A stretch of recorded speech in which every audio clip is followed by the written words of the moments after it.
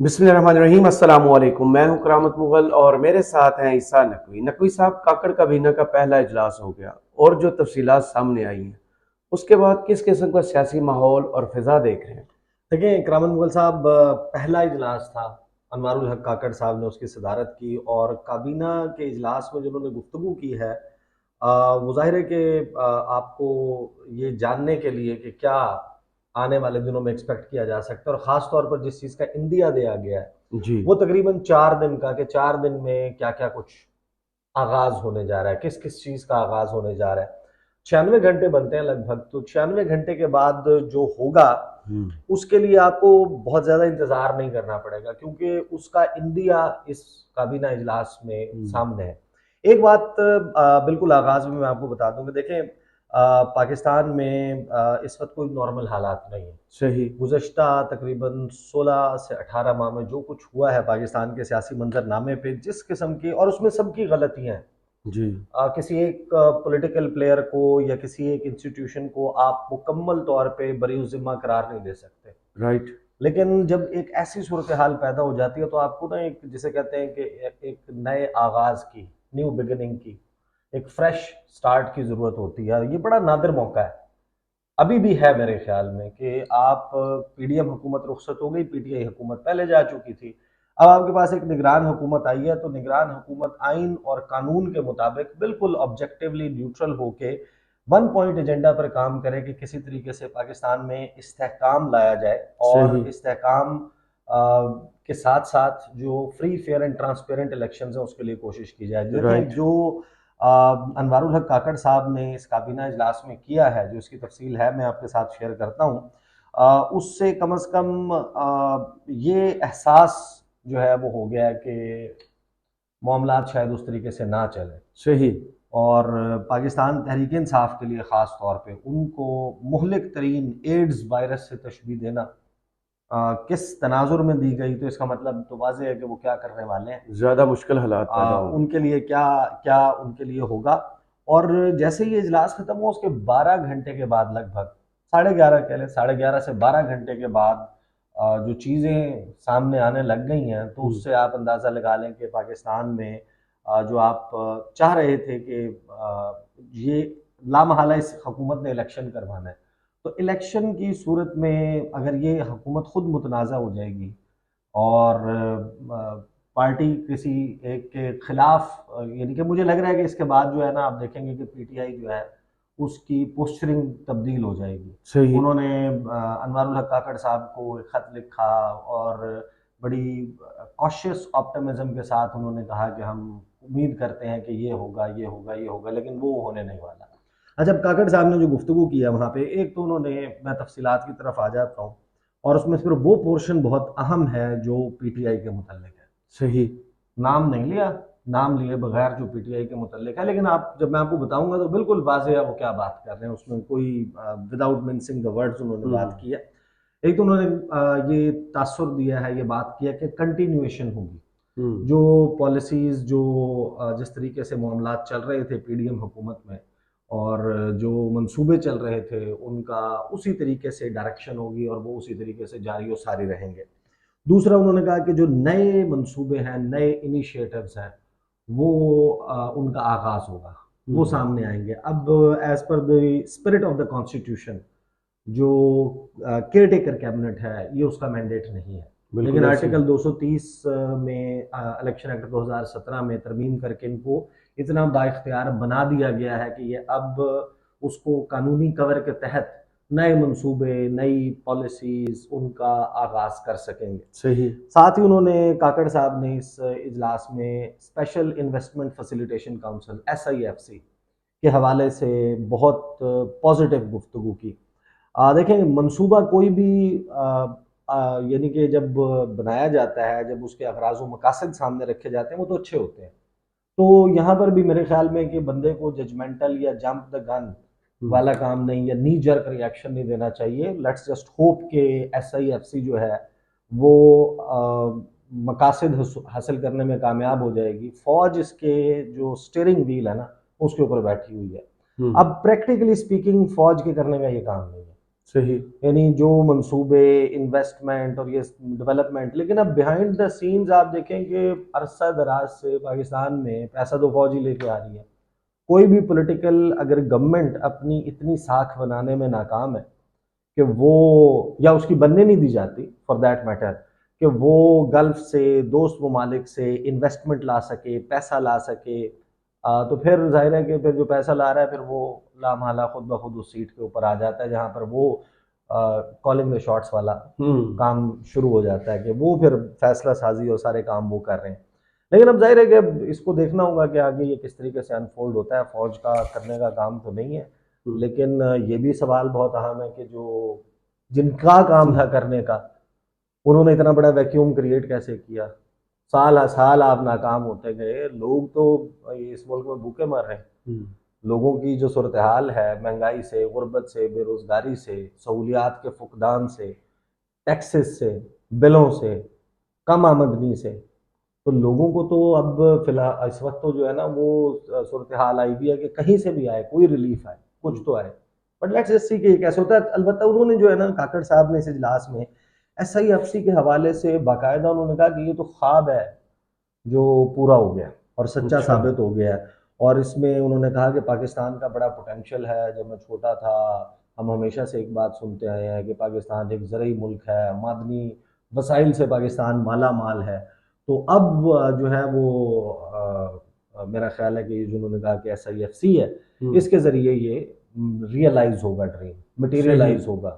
اور پھر ساتھ ہی انہوں نے یہ بھی کہا کہ یہ اس میں ظاہر ہے کہ ایک انسٹیٹیوشن جو ہے فوج جو ہے وہ لیڈ رول لے رہی ہے، ملٹری، لیکن یہ سب کا پروجیکٹ ہے اور سب اس کو اون کرتے ہیں، اسپیشلی انویسٹمنٹ فیسیلیٹیشن کاؤنسل کو. پھر انہوں نے کہا کہ جناب ہم اس کی طرف اپنا کنٹریبیوشن جو ہے وہ جاری رکھیں گے. ساتھ ہی انہوں نے اس بات کو تسلیم کیا کہ اس وقت بڑی پولرائزڈ سوسائٹی ہے، بڑا کھچاؤ کی، کھینچا تانی کی صورتحال ہے پاکستان میں.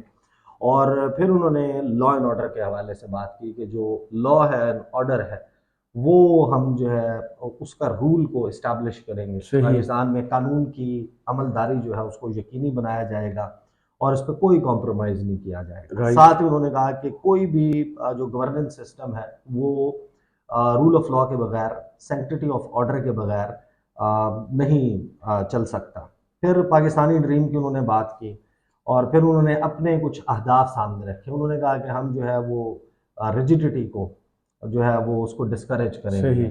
اور ساتھ ہی انہوں نے کہا کہ جو فورسز آف ڈارکنیس ہیں، یعنی کہ جو تاریکی کی قوتیں یا فورسز ہیں، ان کا جو ہے وہ مقابلہ کیا جائے گا. ان کے لیے پاکستان میں کوئی جگہ نہیں ہے. اس وقت پاکستان کے جو معاشی چیلنجز ہیں وہ بہت بڑے ہیں. پھر انہوں نے کہا کہ ہم ایک بہتر فائنینشیل سسٹم جو ہے اس کو انشور کریں گے. پھر وہی بات جو کفایت شعاری کی، جب بھی کوئی حکومت آتی ہے آپ کو پتہ ہے کہ وہ کہتی ہے کہ جناب آسٹیرٹی میئرز جو ہیں وہ لیے جائیں گے. خان صاحب کے دور میں ہمارے بہت سارے جو صحافی دوست ہیں ان کو بڑی تکلیف ہو گئی تھی، ہیلی کاپٹر کی سیریں بند ہو گئی تھی، بیرون ملک دورے بند ہو گئے تھے، کھابے بند ہو گئے تھے، چائے بند ہو گئی تھی. خان صاحب کا مسئلہ یہ تھا نا کہ خان صاحب خود بھی نہیں جاتے، کسی کو تو لے کے نہیں جاتے تھے، خود بھی جو ہے وہ بہت کم جاتے تھے. بہت ہی جو انتہائی امپورٹنس کے دورے ہیں وہ کیے ہیں. اور کچھ ایسے بھی میرے خیال میں ہیں کہ جہاں پر کرنا چاہیے تھا اور نہیں کیے گئے. صحیح، ٹھیک ہے. اسی طریقے سے وہ چائے بسکٹ جو ہے اس کے اوپر معاملات جو ہے وہ آ گئے تھے. وہ جو کھابے تھے، وہ جو کڑھائیاں تھیں، وہ جو بہترین انواع و اقسام کے ڈشز تھیں، مرغن قسم کی آپ کے سامنے جناب دسترخوان پہ، بس ایک دسترخوان تو اس کے لیے کہا جاتا ہے، ٹیبلز جو لگتی ہیں اس میں بڑے بہترین قسم کے کھانے لگتے تھے، وہ بھی ختم ہو گئے تھے. اچھا ان لوگوں نے آ کے بھی دعوے یہی کیے تھے، لیکن ان کے دور میں تو جو ہوش ربا قسم کی داستانیں ہیں، جو کچھ ہوا ہے، جو کھانچے لگے ہیں، وہ پھر آپ دیکھیں گے کہ کیسے سامنے آئیں گے. کچھ کے تو ظاہر ہے کہ ہمیں نہیں شاہد ہیں کہ کیا ہوتا رہا. بہرحال انہوں نے بھی کفایت شعاری کی بات کی. انہوں نے کہا جو غیر ضروری سفر ہے اس سے اجتناب کریں، گریز کریں. بہت ضروری ایکسپینڈیچر جو ہے وہ ہونا چاہیے. بٹ اگین لیٹس سی کہ اب یہ جو کہہ رہے ہیں ول دے واک دا ٹاک، ایسے ہی کریں گے جیسے یہ کہہ رہے ہیں کہ ہم کریں گے. سوشل سروسز کے حوالے سے سیکیور انوائرمنٹ، ایک محفوظ ماحول جہاں پر کاروبار ہو سکے، جو زندگی کا پہیہ ہے وہ رواں دواں رہ سکے، اس کے حوالے سے انہوں نے بات کی. پھر انہوں نے کہا کہ چاہے یہ بڑی الارمنگ بات ہے، دیکھیں آئین اور قانون تو بڑا واضح ہے آئین تو کہتا ہے کہ 90 دن میں انتخابات ہونے. صحیح. اور اس کے حوالے سے میں آپ کو نا اگلی ویڈیو میں بڑی ایک دلچسپ چیزیں ہیں وہ میں آپ کے سامنے رکھوں گا کہ یہ کس طریقے سے اس کہانی کو الجھا کے ایک سموک سکرین بنائی گئی ہے صحیح. اور کیا ہو رہا ہے. بہرحال کاکڑ صاحب جو ہیں ان کو کہنا تو یہ چاہیے تھا 90 دن کے حوالے سے کہ 90 دن جو ہے اس میں انتخابات ہم نے کروانے, یہ ہمارا مینڈیٹ ہے. اور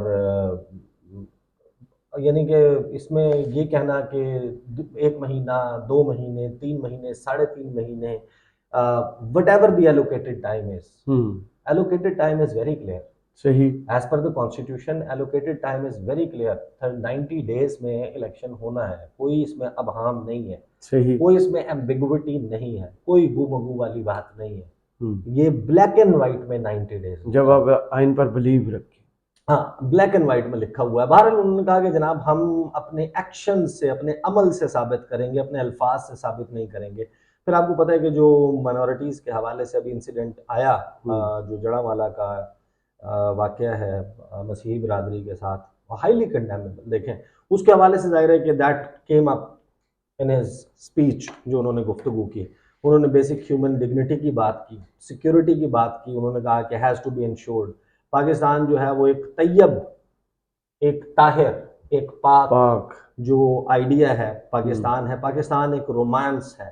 اور ہم اپنے ٹاسکس جو ہیں آپ کو دے دیے جائیں گے, اور اگلے 3 سے 4 روز انہوں نے کہا کہ یہ جو سارا معاملہ ہے اور آگے جو آنے والا معاملہ ہے اس کے اوپر آپ کو بریفنگز دے دی جائیں گی. صحیح. اور ان بریفنگز کے لیتے ہی اپنے آپ کو, یعنی کہ انہوں نے ظاہر ہے کہ کہا کہ آپ بڑے ایبل لوگ ہیں, تو یہ 3 سے 4 دن کے بعد آپ نے اپنے اپنے محکمے میں اپنی اپنی کارروائی کا آغاز کر دینا ہے, اور ہم ڈیلیور کرنا شروع کر دیں گے. پھر وہ آتے ہیں اس پارٹ کی طرف جو میرا خیال ہے کہ دیکھیں 9 مئی کا واقعہ ہوا.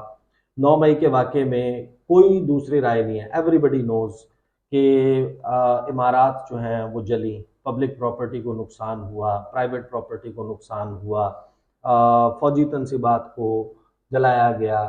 جو بھی واقعات ہوئے 9 مئی کے, اس کے لیے ایک ایویڈنس موجود ہے, سی سی ٹی وی فوٹیج موجود ہے, آپ کے پاس ٹیلی فون کالز موجود ہیں, آپ کے پاس لوگوں کی شکلیں, وہ ریکارڈ موجود ہے. تو قانون میں ہر جرم کی سزا بھی موجود ہے. صحیح. سب کو علم ہے اس بات کا کہ جناب اگر آپ نے کسی کی چوری کی ہے تو وہ کس سرکمسٹینسز میں کی ہے, کتنی زیادہ کی ہے, ایج کیا ہے کرنے والے کی, طریقہ واردات کیا تھا, ان تمام عوامل کو سامنے رکھتے ہوئے ایک منصف کی سیٹ پر بیٹھا ہوا شخص فیصلہ کرتا ہے کہ بھئی اس جرم کی یہ سزا بنتی ہے. صحیح. یہ جرمانہ اور یہ سزا بنتی ہے, اور اگر جرمانہ دے دے تو سزا میں اتنا اضافہ ہو جاتا ہے. اسی طریقے سے دیگر جرائم میں ان کی سزا موجود ہے. تو اس کے لیے اب کسی شخص کو جو ہے اس کی اونرشپ لینے کی میرا نہیں خیال, یعنی کہ آپ یہ آپٹکس بہت میٹر کرتے ہیں. اب مجھے نہیں پتا کہ کاکڑ صاحب کو یہ مشورہ کس نے دیا کہ وہ he comes out open and one's it, اور پہلی ہی اسپیچ میں کہ اس کو اونرشپ دینے کے بجائے ادارے موجود ہیں, لا انفورسمنٹ ایجنسیز موجود ہیں, قانون موجود ہے اس ملک میں, آئین موجود ہے, عدالتیں, جج موجود ہیں, جو ایویڈنس موجود ہے, جس کے خلاف موجود ہے, جو اس کے اوپر قانون کی جو بھی شٹ اپلائی ہوتی ہے اس کے مطابق آپ اس کا پروسیس جاری و ساری رکھیں. ایک کیئر ٹیکر کابینہ, یعنی کہ آپ اس کو پھر اب فریش سٹارٹ تو نہیں قرار دے سکتے. صحیح. یعنی رانا ثناء اللہ میں اور آپ میں فرق ہونا چاہیے, شہباز شریف اور آپ میں فرق ہونا چاہیے, ایون فار دیٹ میٹر جس طریقے سے عامر میر یا محسن نقوی اور ان کی کابینہ نے خود, یعنی کہ فار ایگزامپل اب عامر میر کا کیا بنتا ہے کہ آپ ایک تو ویسے ہی آپ کا ٹریک ریکارڈ سب کو پتا ہے کہ آپ جو گگلی شگلی والا وہ کرتے ہیں, تو آپ کی پولیٹیکل ایفیلیشن وہ تو سب واضح ہے.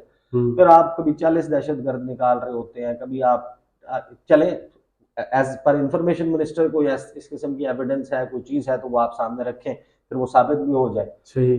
لیکن آپ جب مخاطب کریں گے ٹیریان کا پاپا کہہ کے یا اس قسم کی آپ گفتگو کریں گے تو وہ پھر آپ اس ڈومین میں چلے جاتے ہیں جہاں پر آپ انوائٹ کرتے ہیں کرٹیسزم, اور اپنا اگر ایکشن نیوٹرل بھی ہو, جسٹیفیبل بھی ہو, غیر جانبدار بھی ہو, آپ اس کے اوپر اتنا بڑا کوسچن مارک لگا دیتے ہیں. رائٹ. تو یہاں پر بھی آپ کو اس سارے معاملے کی اونرشپ لینے کے بجائے آپ کو قانون اور اس کے مطابق یہ سارے معاملات چلے جائیں, آپ یہ مینشن نہ بھی کریں. جو قانون ہے اس پہ عمل ہوتا ہوا نظر آنا چاہیے. کوئی بندہ جو ہے وہ لائن کراس نہ کرے. تو آپ نے اس کی اونرشپ لے لی اور he went a step ahead. But I don't know کہ وہ اب ایگزیکٹلی جس قسم کی گفتگو کر رہے ہیں اس سے تو یہ لگتا ہے کہ پی ٹی آئی کے اوپر کو بہت بڑا عذاب ٹوٹنے والا ہے. بالکل. کیونکہ جو انہوں نے بات کیا کہ میں آپ کو نا ایگزیکٹ ان کے ورڈز میں بتاتا ہوں کہ انہوں نے کن الفاظ میں کہا. انہوں نے کہا but last but not the least we have seen some sabotage activities on May 9. کہ آخر میں کہوں گا کہ ہم نے کچھ سبوتاج کرنے کی کاروائیاں جو ہیں وہ 9 مئی کو دیکھیں. میں I would explicitly expressed not just my discomfort کہ میں بڑا کھل کے اس کے اوپر اپنے اطمینان کا اظہار کروں گا، بلکہ یہ ایک طرح سے مایوسی کی بات ہے کہ ہم کس طریقے سے اور کیسے اس دن میں ہونے والے واقعات کی نہج پر پہنچ گئے. Not just that our military installations were attacked, کہ صرف یہ نہیں ہوا کہ حملہ کیا گیا وہ ہماری فوجی تنصیبات پر. Gentlemen and ladies, when I was growing up, now this is very important کہ ان کا جو سوچنے کا انداز ہے وہ پی ٹی آئی کے حوالے سے اور chairman P T I for that matter ان کے حوالے سے کیا ہے. انہوں نے کہا کہ جب میں بڑا ہو رہا تھا تو ایک نئے قسم کا وائرس آیا. اس وائرس کو ایڈز کہا جاتا ہے. اینڈ اٹ واز، یعنی کہ انہوں نے پھر آگے بتایا کہ acquired immunodeficiency syndrome, AIDS بنتا ہے کہ ایڈز نامی جو ہے وہ وائرس آیا. اب یہ وائرس انہوں نے کہا کہ کرتا کیا تھا.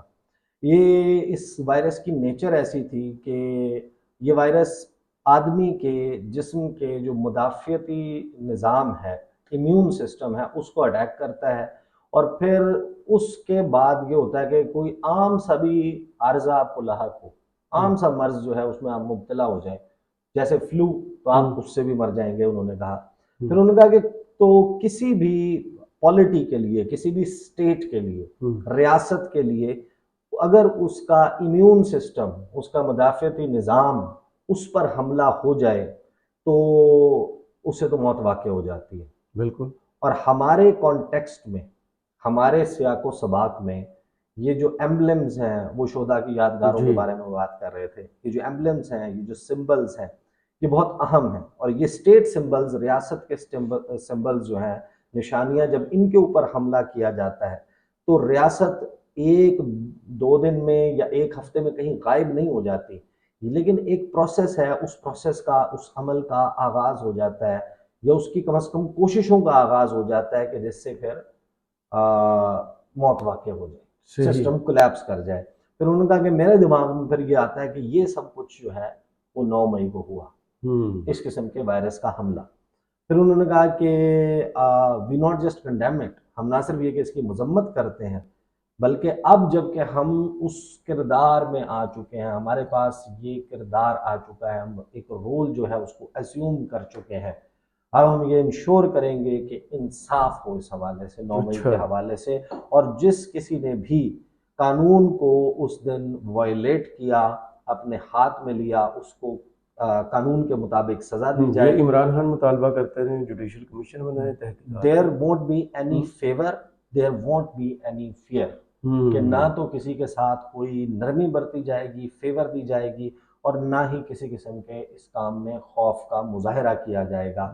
We will try to implement justice with neutrality. ہم انصاف جو ہے وہ غیر جانبداری کے ساتھ جو ہے اس کو امپلیمنٹ کریں گے. اور پھر انہوں نے 2 جملے جو ہے وہ کشمیر پہ بولے. انہوں نے کہا کہ جو ہمارا کور ایشو ہے، بنیادی، وہ کشمیر ہے، جس کو اگنور نہیں کیا جا سکتا. کشمیر ہمارے لیے جو ہے وہ ایک جنت ہے.